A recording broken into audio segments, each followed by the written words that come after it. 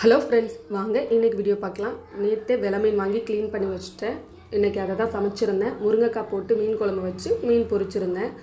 என் பாப்பாவுக்கு மீன் ரொம்ப கிறிஸ்பியாக மொறுமொறுன்னு இருந்தால் தான் பிடிக்கும். அப்படி தான் இன்றைக்கும் பொரிச்சிருந்தேன். என்னோடய ஸ்டைலில் மீன் குழம்பு எப்படி வைக்கிறேங்கிறத டீட்டெயில்டாக அந்த வீடியோவில் எக்ஸ்பிளைன் பண்ணியிருக்கேன். வீடியோவை ஃபுல்லாக பாருங்கள்.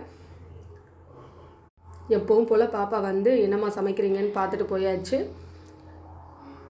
உங்கள் வீட்டில் உள்ள குட்டீஸ் எல்லாமே இப்படி தானே அப்படிங்கிறதையும் கமெண்டில் சொல்லுங்கள்.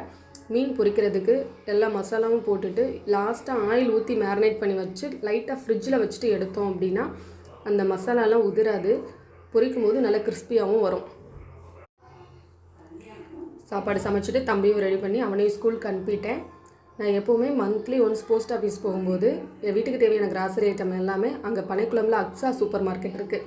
அங்கே என் வீட்டுக்கு தேவையான அனைத்து பொருளும், அதாவது கிராசரி ஐட்டம்லேருந்து எல்லாமே கிடைக்கும். நான் மற்றதெல்லாம் வாங்க மாட்டேன். கிராசரி ஐட்டம் மட்டும் எப்போவுமே அங்கே தான் வாங்குவேன். ஒரு 2000 ஸ்பெண்ட் பண்ணேன் அப்படின்னா எனக்கு அந்த மந்த்துக்கு தேவையான எல்லா ஐட்டமுமே அங்கே வாங்கிடுவேன் எப்போவுமே.